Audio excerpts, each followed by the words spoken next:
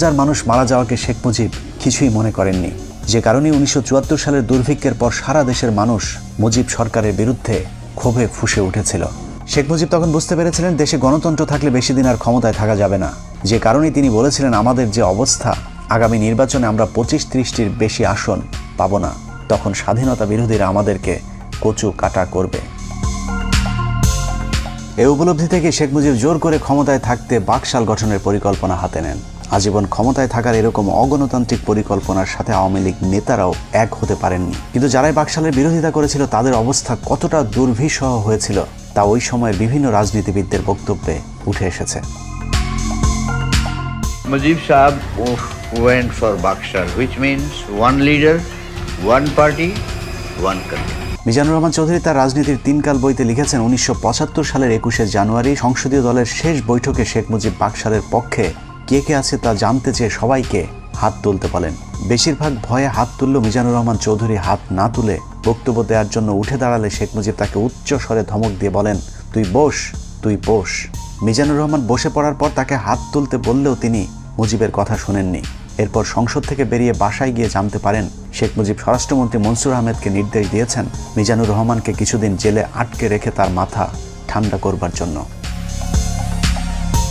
বাকশালের মাধ্যমে শেখ মুজিবের শেষ পরিণতি ঘটবে এটা সবার আগে বুঝেছিলেন তাজউদ্দিন আহমেদ। তিনি মুজিবকে বলেছিলেন, মুজিব ভাই, এজন্যই কি আমরা 24 বছর সংগ্রাম করেছিলাম? দেশ যেভাবে চলছে আপনি থাকবেন না, আমরাও থাকবো না। এদেশ চলে যাবে রাজাকার আল বদরদের হাতে। ব্যারিস্টার মইনুল পরিকল্পনা করেছিলেন অন্তত 25 জন এমপিকে যদি গোপনে বাকশালের বিরুদ্ধে দাঁড় করানো যায় তাহলে চতুর্থ সংশোধনী পাশ করতে পারবে না। এই পরিকল্পনা শেখ মুজিব জেনে যাবার পর সংসদে ঘোষণা দেন বাকশালের বিরুদ্ধে কোনো এমপি বিরোধিতা করলে তাদেরকে জবাই করে টুকরো টুকরো করে কুকুর দিয়ে খাওয়ানো হবে। এভাবে ক্ষমতার লোভে সংসদ, সংবিধান, আইন, বিচার, শাসন সবকিছুকেই কুক্ষিগত করে দেশকে এক নরকে পরিণত করেছিল শেখ মুজিব। অনেকে একটি যৌক্তিক প্রশ্ন করে থাকেন, শেখ মুজিব যদি ভালো না হবে তাহলে পাকিস্তানিরা তাকে এতদিন জেলে কেন রেখেছিলেন? লম্বা সময় জেল খাটলে যদি কেউ জাতির পিতা হয়ে যায় তাহলে পিচ্চি হান্নান কাইল্লা মজিদ কিংবা সুইডেন আসলামকেও আওয়ামী লীগের বাপ ডাকা উচিত।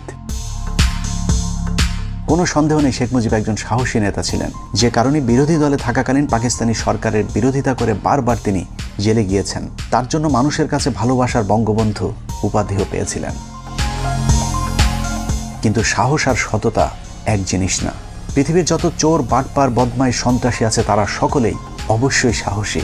শেখ মুজিব সাহস দেখিয়েছিলেন, কিন্তু ক্ষমতায় যাবার পর তার সততা দেখাতে পারেননি, যদিও মুখে তিনি সবসময় সততার বুলি আওড়াতেন।